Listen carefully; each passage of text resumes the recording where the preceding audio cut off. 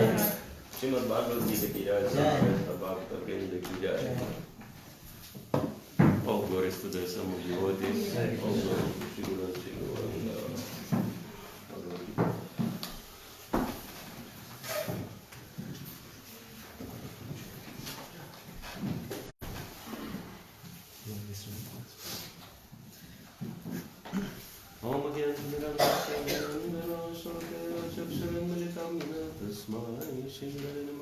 Shri Chaitanya Manavishtam Stapitam Yadipade Swayam Rupakaramayan Darati Swaparantikam Vachikam Karudishta Kripasindhu Bevacha Pachitanam Pavanekyo Vaishnavyo Namaha Shri Krishna Chaitanya Prabhu Nityananda Shri Advaita Gadadhara Shivasadi Gaur Bhakta Vrinda Hare Krishna Krishna Krishna Hare Hare Hare Rama Rama Rama Hare Hare.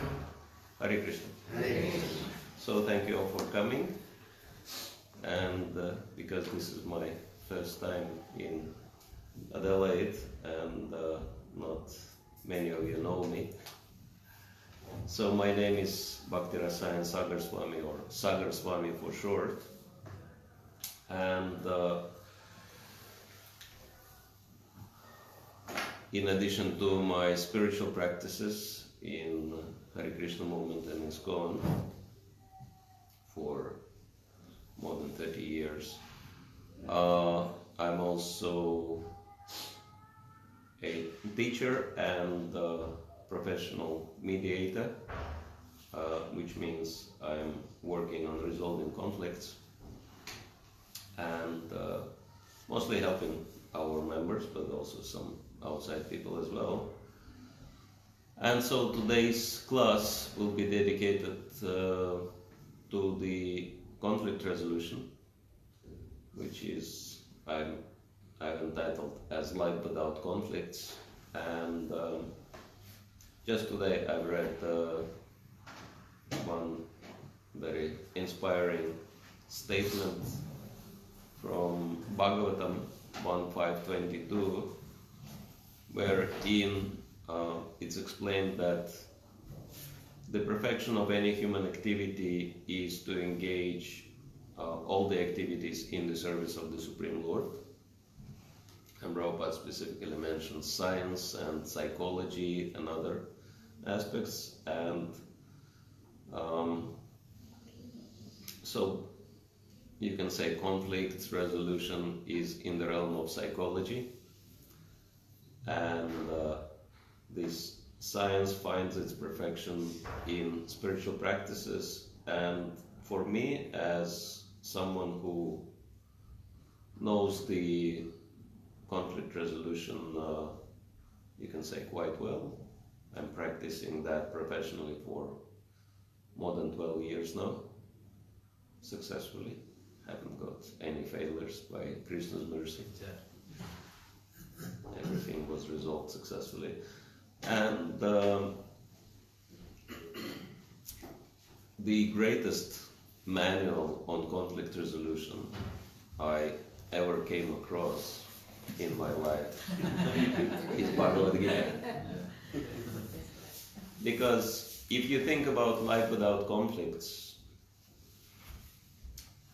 is it real? Is it possible to stop conflicts? No, it's not possible, because this life means we're always in conflict by nature. Just take a simple example that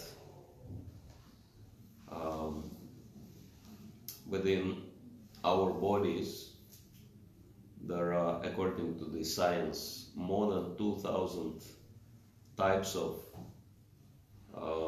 different bacteria, and of course there are billions and trillions of them. No one knows how much. It says that just on the surface of our bodies there are more living entities than human beings on Earth planet. What to speak of inside, etc.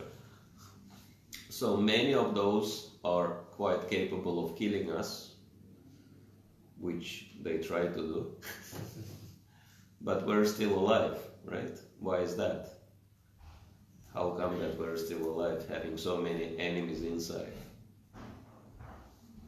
Anyone knows? Because we got our doctor can tell us. We got our own defense. Yes. Exactly. What do you call this defense system? Immune system, we all know. So, yes, actually, for us to continue living, all of us have to kill every day, every hour, every minute, and every second. That's the sad reality of life. Struggle for existence. Human race. The only hope is divine grace. As Prabhupada wrote in the offering to his Guru Maharaj. And so, externally, life without conflicts is not really possible. Because every breath we're killing, every step we're killing, every move we're killing. But it's important that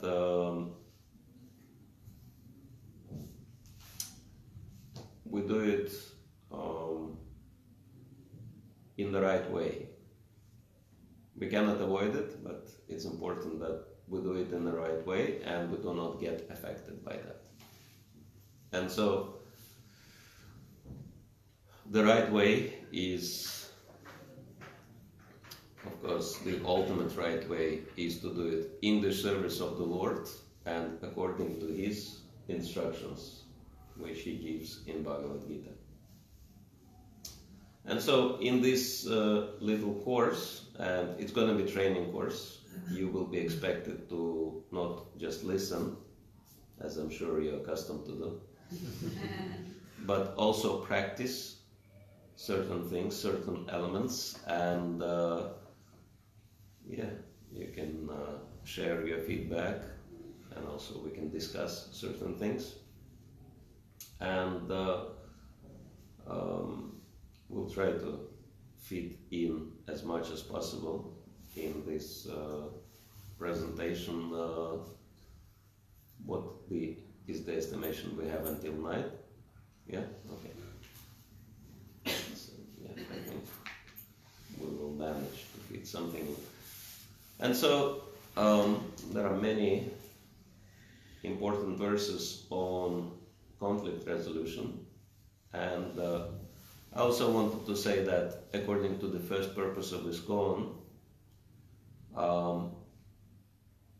and I always say that it's important that Prabhupada made first purpose first, so first things first.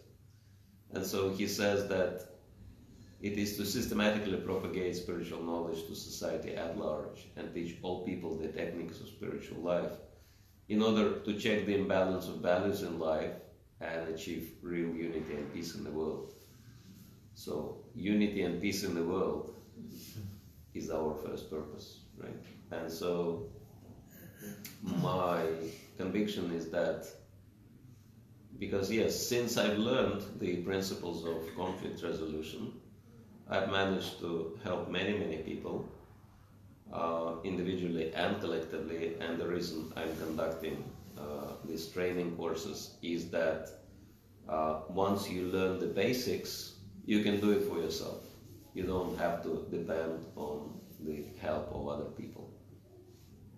And you could be also helping other people, and I'm thinking that in order to establish Krishna consciousness on a very solid grounds in human society, we have to become professional in our spiritual activities. Of course, this is something we'll be discussing a little later. Tomorrow we want to have a session on spiritual entrepreneurship. Yeah. So yeah, that my conviction is that the more devotees become professional in their Krishna consciousness, the more professional people will take interest in Krishna consciousness as well. And so yes, this is one of the professional engagements devotees could possibly engage themselves in, which is conflict resolution. And there is so much need in the society today because we know it's Kali Yuga. And Kali Yuga means age of quarrels and hypocrisy. Quarrels mentioned first, right? So there are so much quarrel, there are so many conflicts all around. And there are also conflicts inside. And actually whatever people have inside, this is what they can share with the world. And so it's important, if we want to help others to live in peace and live life free from conflicts, charity begins at home, and we have to start with ourselves. And so we'll read one of the verses from Bhagavad Gita, which speaks about becoming free from conflicts. What does it mean? Of course, there are many verses which highlight the highlight the importance of peace, living in peace. There must be at least dozens of verses in Bhagavad Gita, which is sounds very contradictory, right? That Krishna is telling Arjuna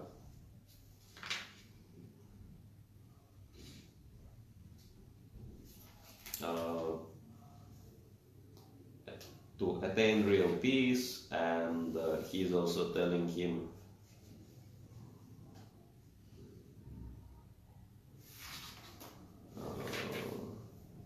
achieve real peace. Yeah, text 70 and 71 of this, just in the second chapter alone, there are 2 verses on peace. And it's very contradictory because he tells him achieve real peace, attain real peace. At the same time, as we know in Bhagavad Gita, he's encouraging Arjuna to fight and kill. And Arjuna became really bewildered. How can I peacefully kill people?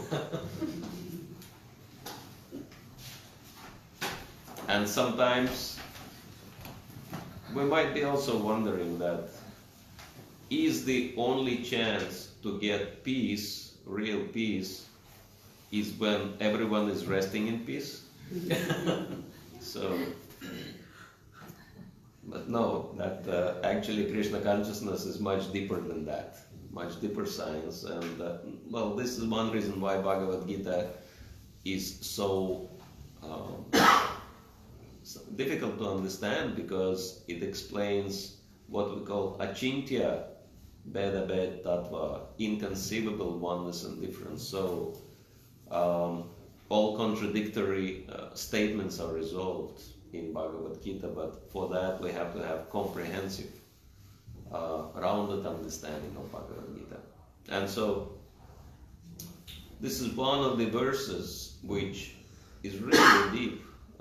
I mean, I haven't came to the end of its depth yet, but just scratching the surface here. But it's really amazing statement, just one single sentence, which has so much packed in here. And so we'll read this verse and the purport of Srila Prabhupada after invocational mantra. Om Namo Bhagavate Vasudevaya. Om Namo Bhagavate Vasudevaya. Om Namo Bhagavate Vasudevaya. Om Namo Bhagavate Vasudevaya. Om Namo Bhagavate Vasudevaya. Om Namo Bhagavate Vasudevaya. So this is chapter 2, contents of the Gita summarized, text 56. Dukkeshanu vignamana sukheshu gadas priha vitaraga bhayakratha stithadir munyaruchyate. So this is translation purported by His Divine Grace Sri Bhaktivedanta Swami Srila Prabhupada, founder Acharya of International Society for Krishna Consciousness. One who is not disturbed in mind, even amidst the threefold miseries, or elated when there is happiness, and who is free from attachment, fear, and anger, is called the sage of steady mind. Purport. The word muni means one who can agitate his mind in various ways for mental speculation without coming to a factual conclusion. It is said that every muni has a different angle of vision, and unless a muni differs from other munis, he cannot be called muni in strict sense of the term. But a stitadir muni, as mentioned herein by the Lord, is different from ordinary muni. The stitadir muni always in Krishna consciousness, for he has exhausted all his business of creating speculation. He is called Prasanta Nishusha Manoradhantara, or one who has surpassed the stage of mental speculations and has come to the conclusion that Lord Sri Krishna or Vasudeva is everything. He is called a muni fixed in mind. Such a fully Krishna conscious person is not at all disturbed by the onslaughts of the threefold miseries, for he accepts all miseries as the mercy of the Lord, thinking himself only worthy of more trouble due to his past misdeeds, and he sees that his misdeeds by the grace of the Lord are minimized to the lowest. Similarly, when he is happy, he gives credit to the Lord, thinking himself unworthy of the happiness. He realizes that it is due only to the Lord's grace that he is in such a comfortable condition and able to render better service to the Lord. And for the service of the Lord, he is always daring and active and is not influenced by attachment or aversion. Attachment means accepting things for one's own sense gratification, and detachment is the absence of sensual attachment. But one fixed in Krishna consciousness has neither attachment nor detachment, because his life is dedicated in the service of the Lord. Consequently, he is not at all angry, even when his attempts are unsuccessful. Success or no success, a Krishna conscious person is almost steady in his determination. So we'll read text one more time. Dukesha nudvignamana sukeshu vigataspriha vitaraga bhayakrodha stita dirmuni ruchyate. One who is not disturbed, even amidst the threefold miseries, or elated when there is happiness, and who is free from attachment, fear, and anger, is called the stage of steady mind. So this is really important, what Srila Prabhupada, well, what Krishna says and Srila Prabhupada says, because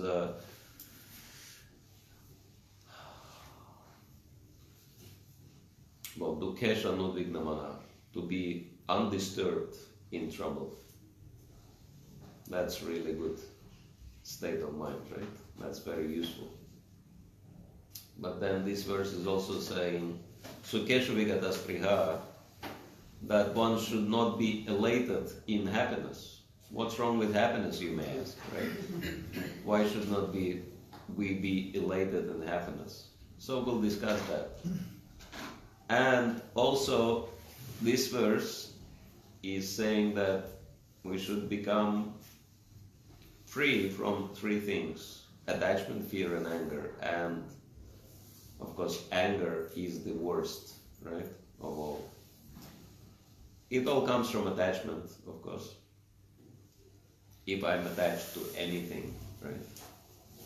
Even if I'm attached to, my car, I'm always afraid something will happen to it, someone will hijack it.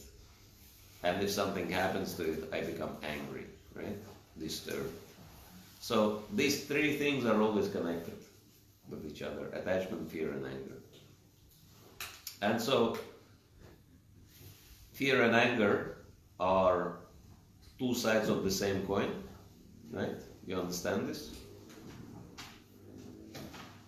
That's why in military they say best defense is offense, right? So defense and offense are connected to each other, because I'm so afraid of my enemy, better I attack my enemy first, right? So, and of course, to attack others, that's impossible without anger, right? And so, Srila Prabhupada also explains that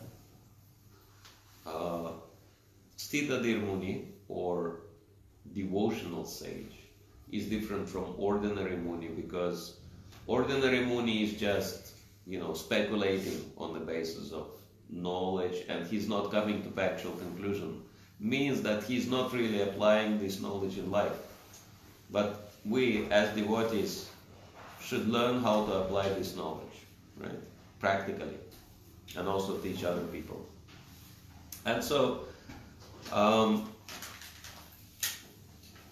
yes, we understand why it is so important to keep cool in troublesome situation, right? Because if you lose your mind in trouble, it's gonna get even worse, right? And I'm sure you had so much experience. All of us had a lot of experience in that.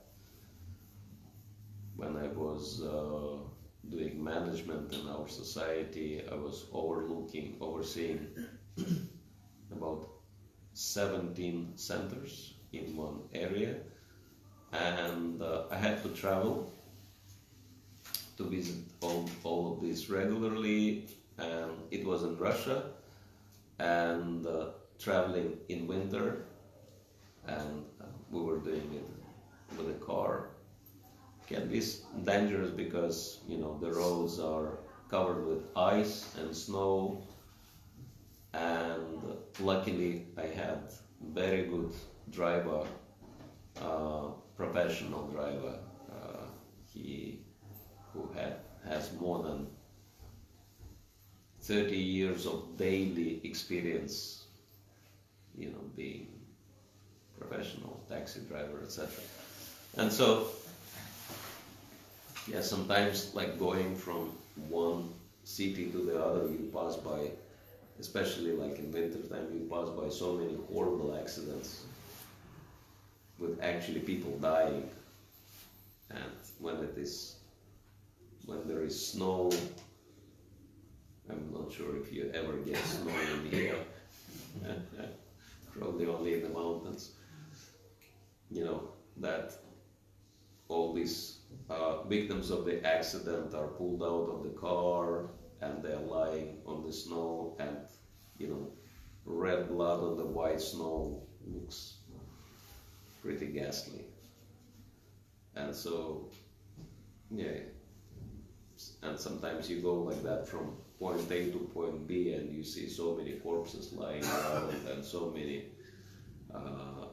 destroyed cars, and looks like you go through the war scene or something. And you wonder, will we be next? And so, one time we were going, we were a little late, and so we were going pretty fast, and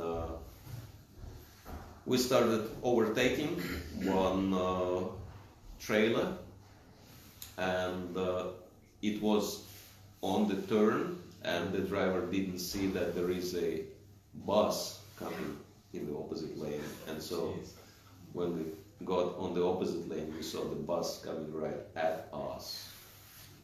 And so then he had to go, press the brakes and go back, and it was the car without ABS system, also old type car, so he pressed the brakes a little bit too hard, and so the car started rotating like that. But it was very professionally what he did. He kind of turned the wheel opposite the rotation direction, and so he steadied the car. At the last second, we escaped the collision just by a few inches or centimeters. Anyway, and when we continued, I was looking at the driver, and I was thinking, it was a pretty stressful situation, and normally people show some signs of stress in such circumstances, but not my driver. He just didn't care. He just was just going forward.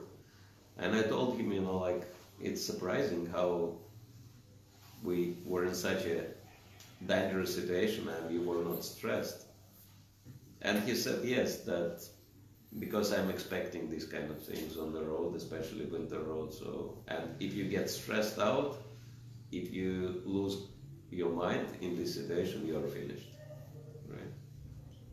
So yes, and we understand that to keep your cool, to keep your composure in difficult situations is very, very useful.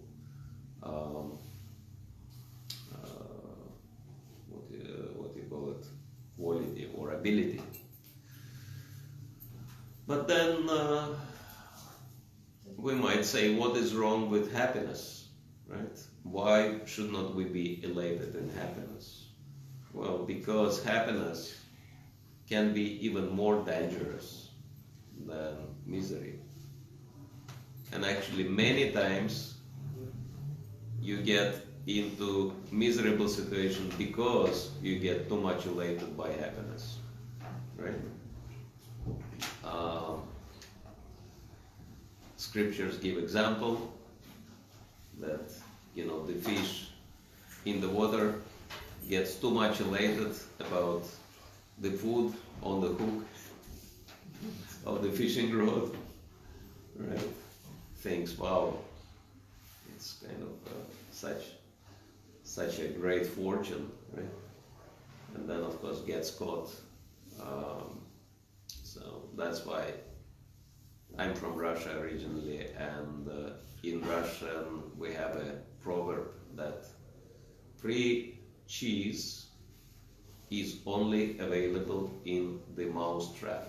Right? So, yeah, the mouse is also feeling really excited. Wow, free cheese for me. Right? And so I'm pretty sure that most of you had the experience of getting too excited or too elated about free cheesy stuff, right? And you go forward and you fail to notice the small print, right? And the small print actually has all the catch. And then, you realize it when it's too late. Just giving practical examples. Anyone had this experience that you have too much expectation, you're too much elated about something which promises a lot of happiness, and then you get caught with this situation? Anyone had this experience? Okay. So yes, then the question is what to do, right? How to deal with happiness and sorrow in the material world, how not to lose your composure. And the formula, Srila Prabhupada doesn't give it in this way, but we just give you in a shortened version something you can always remember and apply in life. And so it's really important for our advancement in life, whether spiritual or professional, to be free from the influence of the duality of the material world, right? Not to be pulled left or right, not to get distracted. And so in order to become free from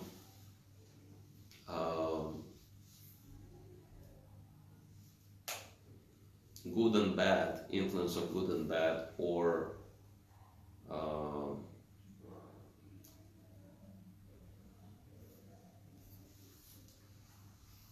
happiness and trouble, we can say, right? Two sides. One side is happiness, one side is trouble. So you don't want to be affected by either. And so the formula is, and you can either remember or write it down, It is to see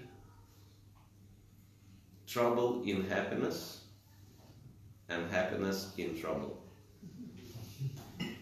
Right?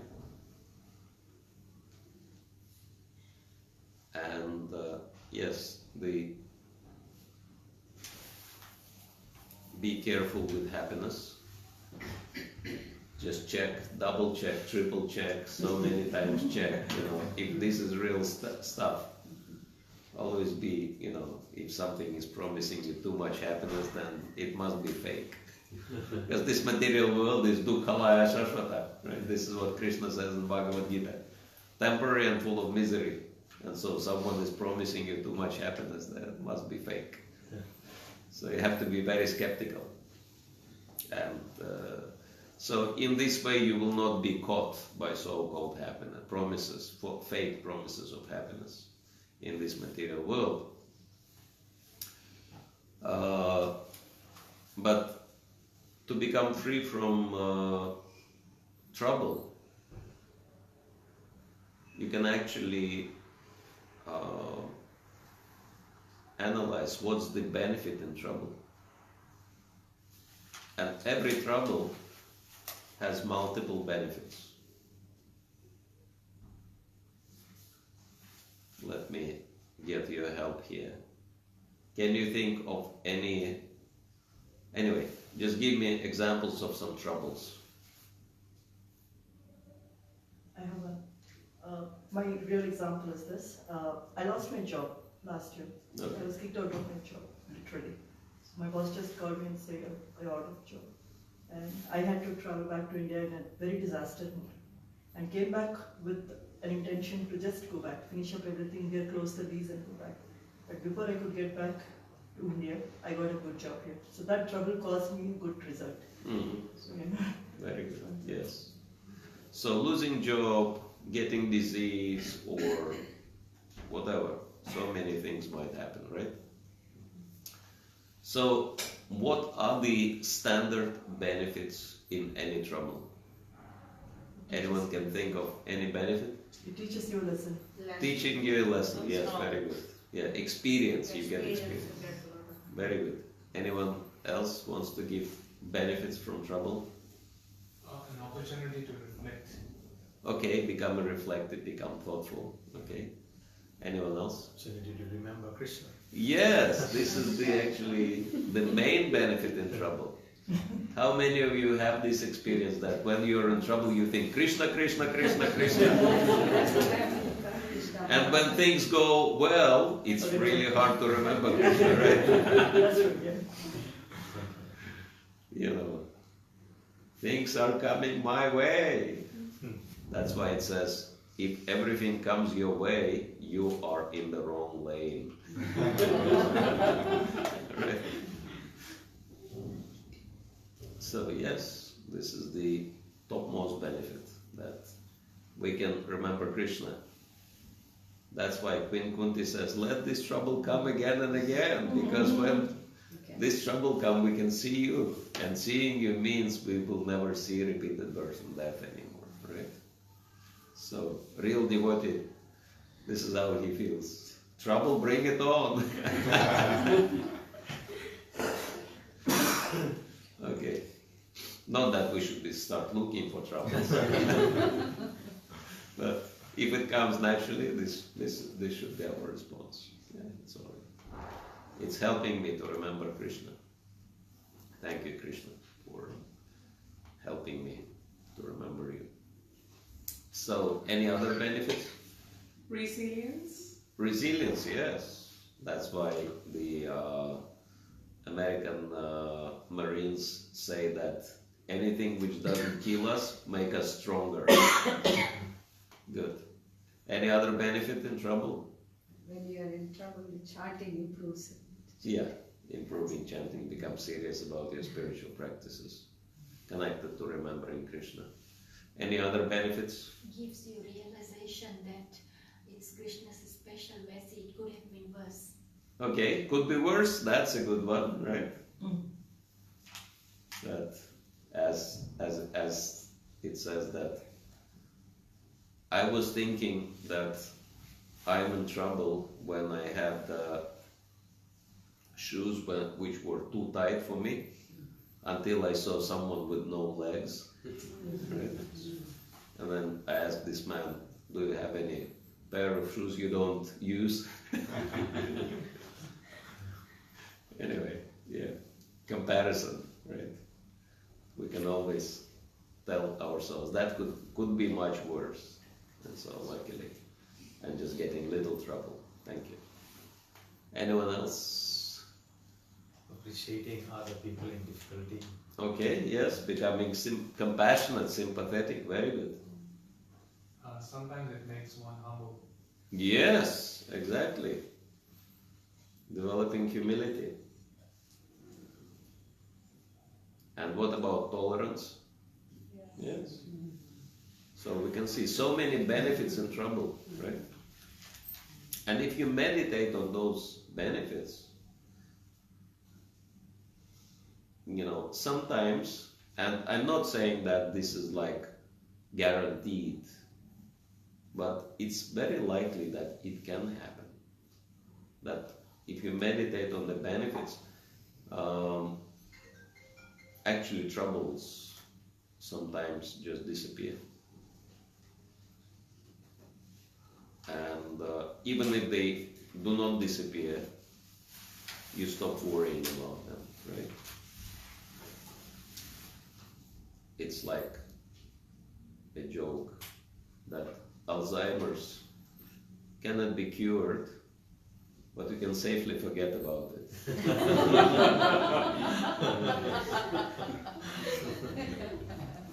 Right. So you either get rid of the trouble or you stop worrying about the trouble, which is practically as good as getting rid of the trouble, right? So this is the way, as the serene prayer, Christian tradition, very good one, that one of the part of the serene prayer is, my dear Lord, please let me solve the problems I can solve. Please let me humbly accept the problems I cannot solve. And please give me strength to solve the problems I can solve. Please give me humility and tolerance to accept the problems I cannot solve. And please give me intelligence to distinguish one from another. Right? Very powerful. And so, yes, this is the way, universal approach, right? And which is pretty much what Prabhupada recommends in the purpose. So, always remember this formula. See trouble in benefits and benefits in trouble. In this way, both benefits and trouble will disappear, and you will be back to reality, right? And so, this is all well and good, but this is just the beginning of conflict resolution, become free from duality. But the other thing, in this way we can become free from external conflicts. But much deeper conflict is internal conflict, right? And internal conflicts are very widespread. Because many times other people, they do something wrong towards us, and even though, because culturally we kind of trained not to respond in a negative way, but inside we still harbor ill feelings towards people, right? And it is very, very important for us to understand that if we want to advance spiritually, we have to let go of all this negativity towards other people and actually learn how to never be affected by that.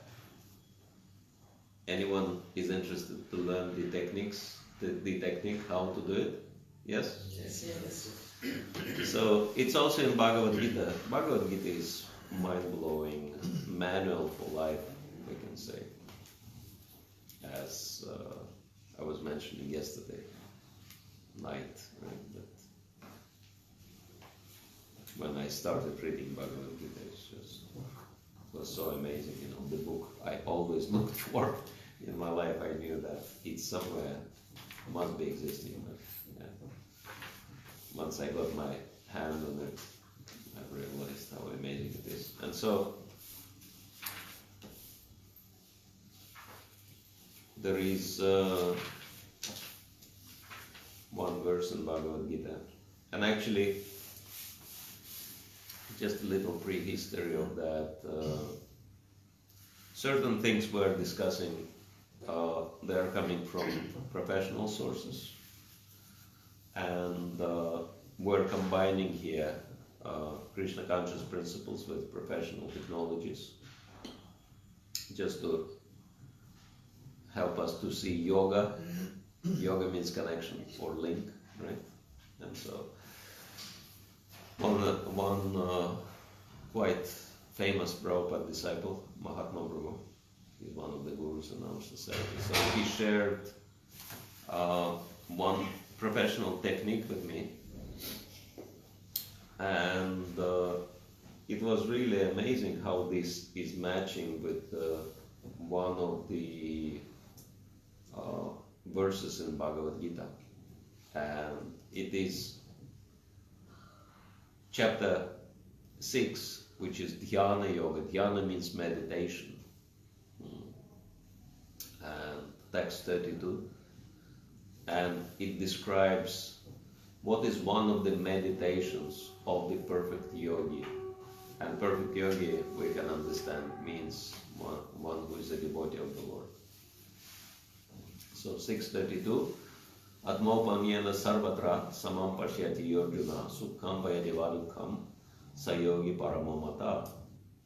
He is a perfect yogi who, by comparison to his own self, sees the true equality of all beings in both their happiness and their distress, O Arjuna. And so Srila Prabhupada describes in the purport that one who is Krishna conscious is a perfect yogi. He is aware of everyone's happiness and distress by dint of his own personal experience. And so this is how the purport starts, right? And this is really important. I mean, the words of Acharya are so deep. Sometimes it takes years to realize just one sentence. And so, coming back to ourselves, coming back to our experience. And the first word in Sanskrit of this verse is Atma Aupamyena. Atma means self, and Aupamyena means comparing. So it's the exercise, well, it's the technique or approach which involves comparing ourselves to others. And of course we do it all the time, right?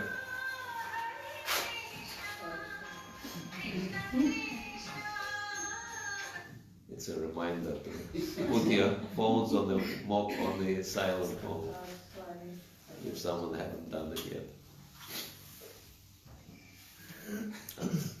It's my fault. I haven't reminded you about it. So, and so, yeah, this comparison, material comparison, is not what this verse is talking about, because we compare other people with ourselves materially all the time. This is the tendency of material mind. Or this man is, well, this person is smarter than me. No, this is really bad. This person is more simple than me. Okay, this is good. I can take advantage, right? Or this man is more wealthy than me. I'm envious, right? this man is more poor than me, I'm proud, right? And I have greater advantage. This man's position is higher than me, so I'm jealous of that. And this man's position is lower than me. I'm feeling proud, etc. So we're not talking about all these kind of bodily comparisons. What this verse is talking is we compare ourselves spiritually. And spiritually, we are all the same. We are spirit souls, and as spirit souls, we have absolutely same needs and same kind of experiences in this world. So our core needs are all the same. And so if we are basing our comparison on these core needs, then it really creates an amazing effect. And so, firstly, for any of you who have this experience of harboring some ill feelings towards anyone, it's very useful exercise because it's important to clear yourself out from all this negativity towards others, right? And it's very surprising that, in this world, it says that forgiveness is the greatest thing to have, right? But it's very interesting that when we see the examples of great Vaishnavas, like Haridas Thakur, Prahlad Maharaj, like Prahlad Maharaj was harassed by his father so badly he tried to kill him so many times. But we never find any verse in Bhagavatam wherein Prahlad Maharaj says, okay, my father done a lot of wrong to me, but I forgive him, right? Or Haridas Thakur tells to his torturers, okay, you've done a lot of bad, but I'm forgiving you, right? They never even thought about it because it's level higher than even forgiveness. It's above forgiveness, Krishna consciousness. And so it's the technique which helps us to actually understand and understand other people and feel other people in exactly the same way as we understand and feel ourselves. And so, especially for those of you who have that kind of ill feelings towards anyone else, basically, if you have any person in your life and if something bad will happen to this person, you will not be too much depressed about it. So if you have this kind of situation, that exercise is very useful. And first of all, it's useful for ourselves because focusing on, negatively focusing on others is very harmful for us, right? Because it's association. Mahabharata explains that we become like those people whom we serve, whom we make friends with, and we become like our enemies. So, because, focusing our mind, service, friendship, and enmity makes us focus our mind on this kind of, people and their qualities, and so we become like that. And so, probably you have the experience yourself that someone is negatively focused on something, or someone criticizing something, and then suddenly the person is exhibiting the same faults which he or she criticized. Anyone observed that in real life? Yeah. So it's very dangerous to be focused on problems of other people. We have enough of our own problems, right? Why should we worry about other people, their problems? We can either try to help them, but if we cannot help them, just let them go, right? It's simple. And so, for this exercise, I wanted you to think of the person you have negative feelings towards, and it's kind of confidential.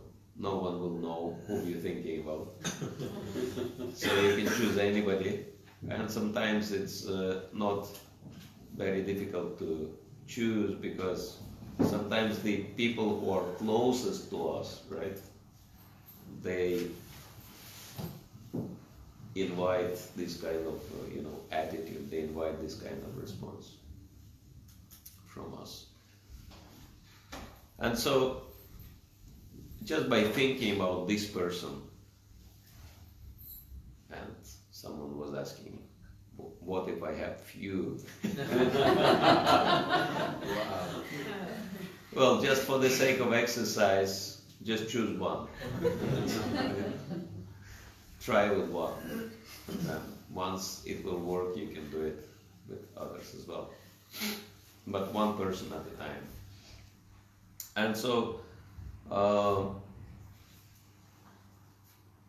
then we will ask you to repeat certain words after me, few words at a time. But the important thing is that do it consciously, not just mechanically, but contemplating and meditating on the meaning of the words, right? All right, everyone's ready? Okay.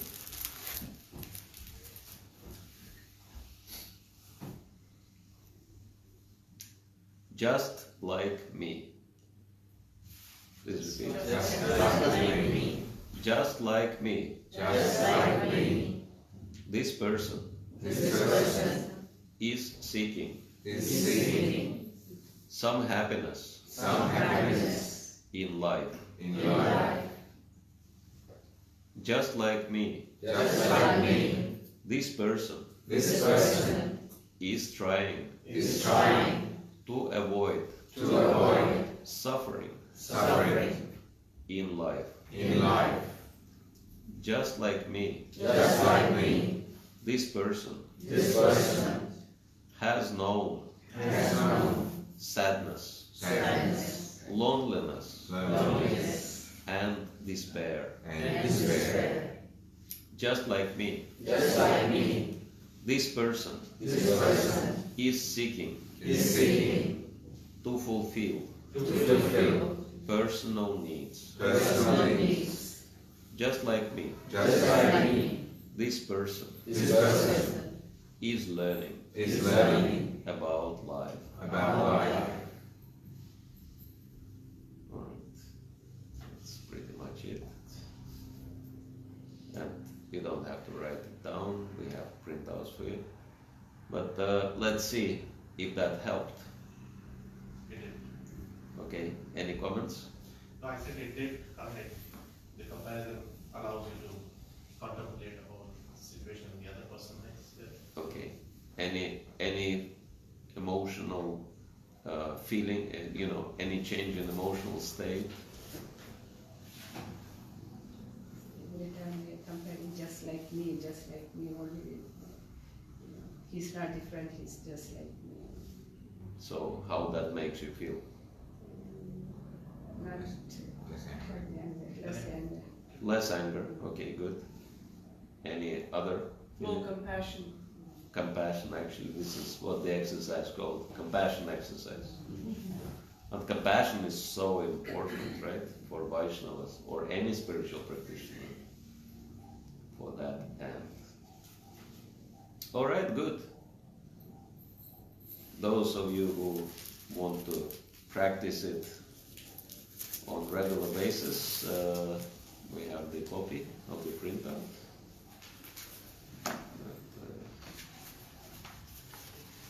Someone can this side as well.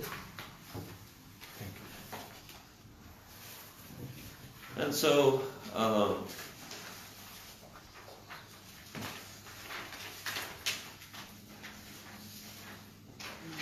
of course, we haven't asked, but probably some of you might also say that I haven't felt it really helped fully. Well, first, of course, is that if you practice this exercise regularly, it should create much better effect. But it is also true that sometimes the bad feelings are so deep that even this kind of exercise is not really helpful. Yes? And so we'll give you the ultimate weapon in conflict resolution. Because, in my kind of study, and not only I studied and practiced mediation, but looking for other things like counseling, for conflict resolution, etc., looking into the latest professional developments in the field. For example, I have access to Harvard business tools, which are extremely expensive. Like a day of training costs at least $2,000 per person. Like that. And it's also American dollars, not Australian ones. These kind of professional things are very valuable. You're getting it all for free. Of course, you can always share a donation. But of all the tools, this one I found to be, it's kind of modified a little bit, simplified, which fits with our understanding, Krishna conscious understanding. But it's really, really powerful, even though it's very simple. Simple but powerful. And it is ultimate because it helps us to see the roots of every single problem we're facing. And so normally when we have the problem, the first spontaneous or instinctive reaction is blame, right? It's someone else is wrong, right? It's always like that. That's why people say, if I will agree with you, both of us will be wrong. This is very typical attitude, right? I am right. There is nothing wrong with me. All the problems is with the world. Which is true. But it does not mean that we are not the part of the world as well. And so that's why, when one finger is pointing at external problem, where the three fingers are pointing? Back to us, right? So that's the indication that we have 3 times more reasons to look inside of us than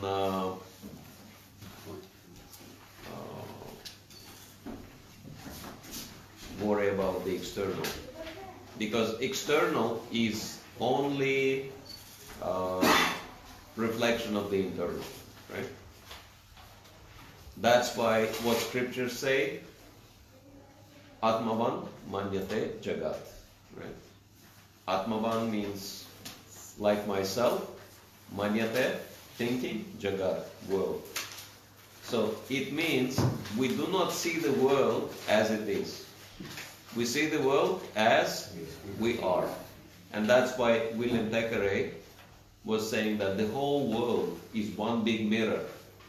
And everything we see is nothing but ourselves. Atmavan manyate jagat. And this is really, really important. So 3 fingers. What do these 3 fingers indicate?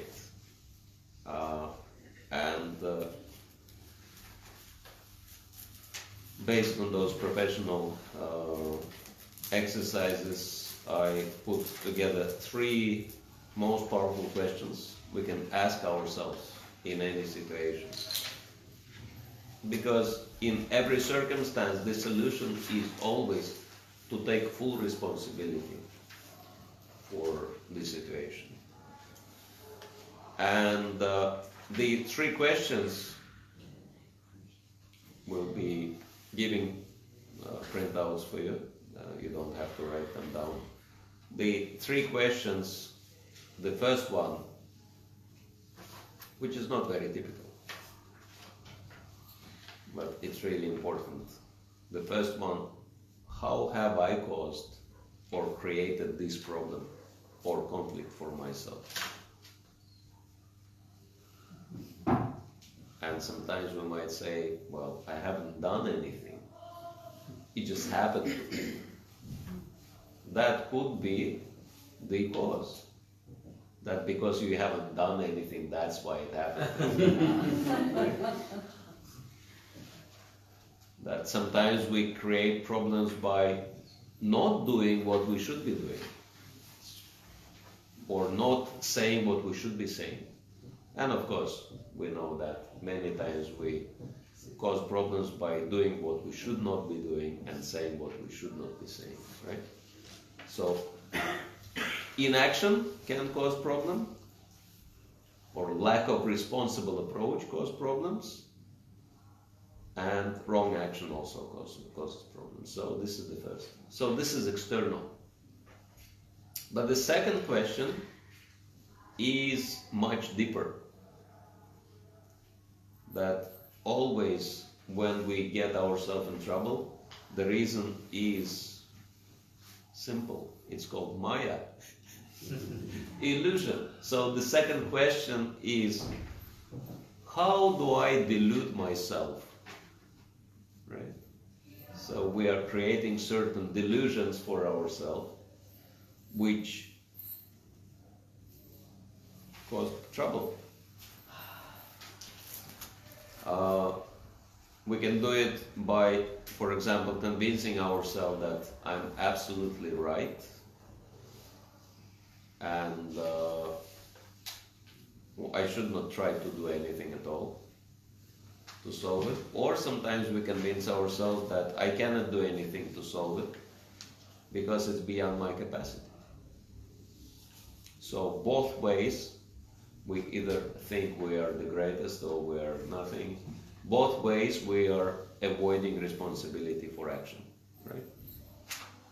And if you answer successfully these 2 questions, how do I create my conflict and how do I delude myself? Then the third one should be very obvious. The answer should be very obvious, and this is the solution. What shall I do now? And the principle, and that's actually not mentioned in here, so you might, and someone asked me the question, and that's why, questions are really good, because certain things I kind of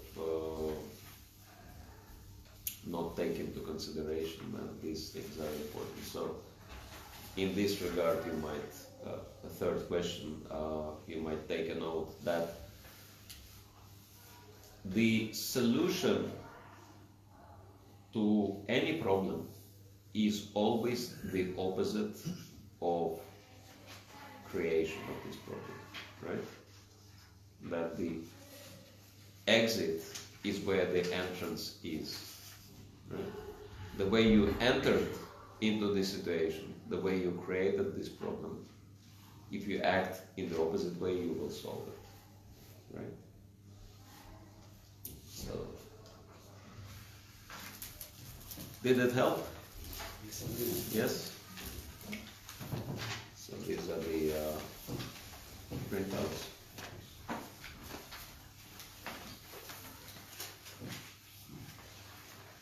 For the ultimate resolution. So we have a few minutes left. If there are any more questions, it was kind of brief because we didn't have much time, and we just gave you basics, but hopefully it helped. Yes. Maharaj, Lord Krishna, of course, being the Supreme Personality of Godhead, tried to resolve this war. And is it just a Maya? Is it that he just wanted the war, or is it how come he failed? How come Krishna failed? Yes, actually, Krishna is always allowing free choice, because freedom is the preliminary condition for developing love, and that's why Krishna is allowing living entities to choose. So yes, Krishna did a lot of effort to prevent this conflict, but they wanted it, and so this was the only way to go, and that's why Krishna allowed this to happen. And as we know, he benefited everybody at the Kurukshetra battlefield, because everyone who died there went back home, back to Godhead. Yes. You know, sometimes, like in a diseased condition, the first thing doctor, like say some limb of the body affected by, or some part of the body affected by cancer, for example. Well, the first thing is to try to cure it, right? But if it doesn't work, then surgery, right? Remove that part of the body, what to do. So, yeah, Krishna is also the same way, try to cure the people, but, with those who are incurable, do the surgery, remove them, but benefit them at the same time, let them go back home, back to God. So, but this material world is really meant for us to learn certain lessons, very important lessons. And some people learn it in the simple way, and other people have to learn in a hard way. So what to do? That's life.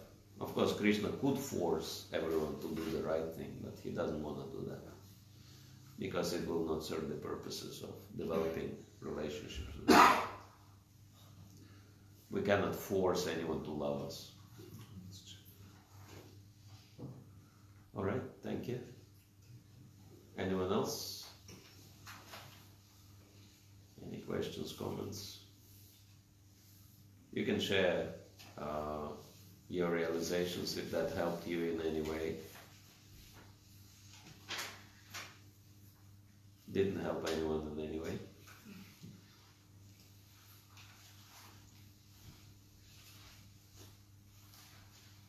It will probably require some more practice. More practice, yes. To really let go of what we are feeling against other people. Harboring, yes. Yeah, I was thinking that, that the things we kind of suggested and gave you these tools, yeah, that will take time to practice and get used to them. Thank you. it's not so easy. That's why this second exercise, the lesson of 3 fingers is really important. And oftentimes, if we do the opposite from what we are doing, use a certain approach which is not really, helping in this situation. If we do the opposite thing, it will help, right? That's why we're saying that the exit is where the entrance is, but you have to move in the opposite direction. Like many people say that he or she is not listening to me. But are you listening to that person yourself? My kid is not listening to me. Are you listening to your kid? Are you trying to understand what he needs and what he wants in life, right? Because it's the mirror. The way we, our attitude towards others is reflecting in their consciousness also. And Vaishnava attitude should always be perfectly in line with the principles of Bhakti. And the first process in Bhakti is Shravana, right? Hearing. That's why, actually, in many ways, resolving, and I'm telling that from my own experience, is based on developed listening skills. I have to do a lot of listening to resolve. First of all, because I'm trying to understand for myself the situation, and of course it takes questioning your own ability to understand everything. It's always good to doubt your perfection. To achieve real perfection in life, we have to doubt that we are perfect. Because if we are already perfect, it's like, why should we advance, right? It's like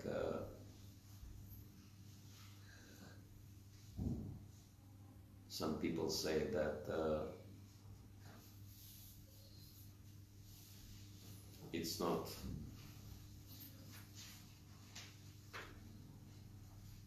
not what I'm saying, but it's your attitude which is wrong.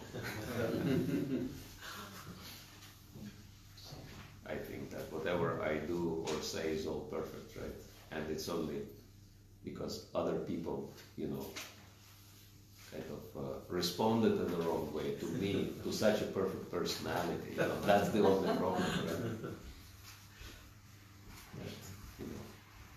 I'm really easy to get along once you people learn how to worship me.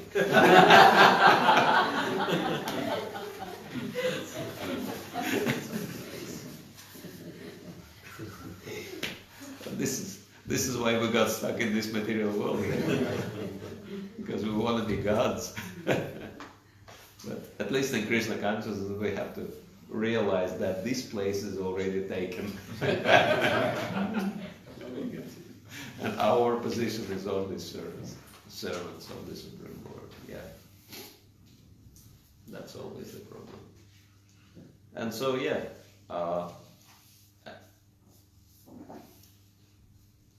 develop listening skills. That implies that I might completely misunderstand the situation. And so, getting feedback and analyzing it and really questioning yourself a lot, right? And then from there we can actually, and it's very amazing that the more you listen to someone trying to understand in depth what's happening with this person, that person, it's amazing how it happens, starts clearing out his own mind and understands his problems like that. And so it's really mysterious process because it's Paramatma who gets involved. You know, if we follow the processes of bhakti, starting with Shravanam properly, then Lord himself takes part in this process. And when he takes part, it becomes really amazing. We can see real miracles happening.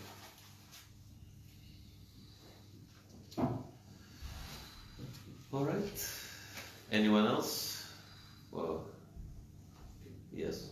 Without giving any details, could you give us an example or two of the conflicts that you have resolved from? Oh, the whole range of things, like the worst conflicts, which incidentally Japataka Maharaj requested me to handle.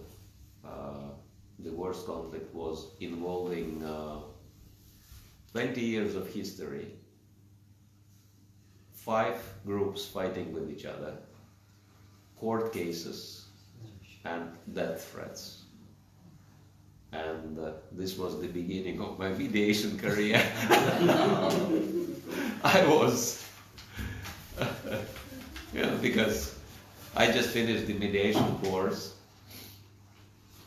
and Japataka Maharaj is my Shiksha Guru, so I came to him, I said, any service for me? He said, yeah, sure. So he sent me to sort this out, and my God, I was really praying to kind of, get it sorted. So, but then it got sorted, and I'm convinced that it's only because Krishna got involved. But mostly like family clashes, husband-wife, very kind of typical situation, because man and woman belong to completely different species of life.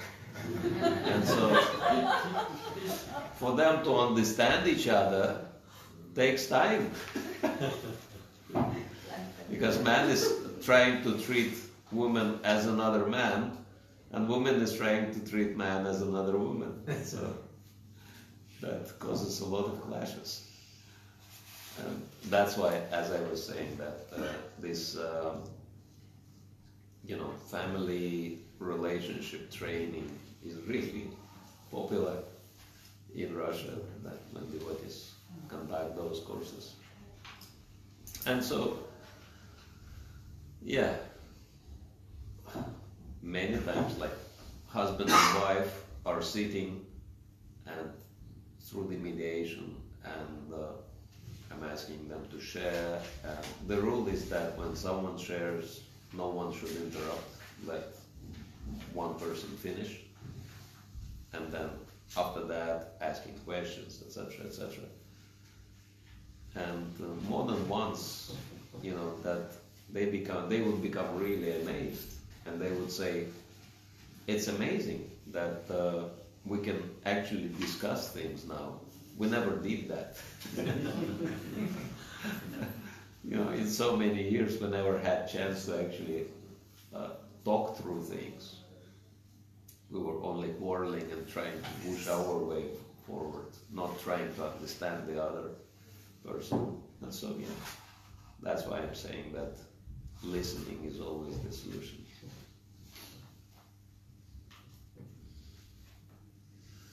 And the mediation course was introduced by one professional, not just mediator, but ombudsperson. He's a professor from Harvard University. And his inspiration, he actually taught this course for free to the devotees, and he's very highly paid professional. I found out the range of his pay, and we're talking about American dollars. is between $15,000 and $20,000 per hour of his resolving.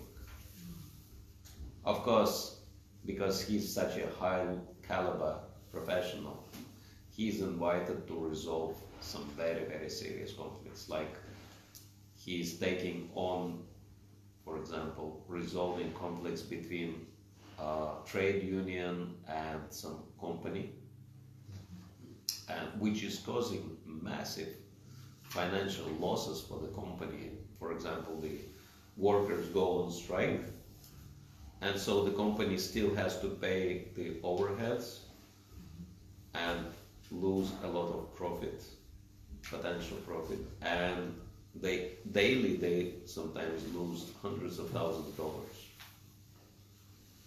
And so for them, it's actually cheaper to invite him. And his guarantee is that I'll sort it out in very short time. And pay him whatever it takes to sort it out and get everyone back to work and carry on with the business. But just an idea that how highly paid this kind of Brahminical, we can say this is Brahminical service, right?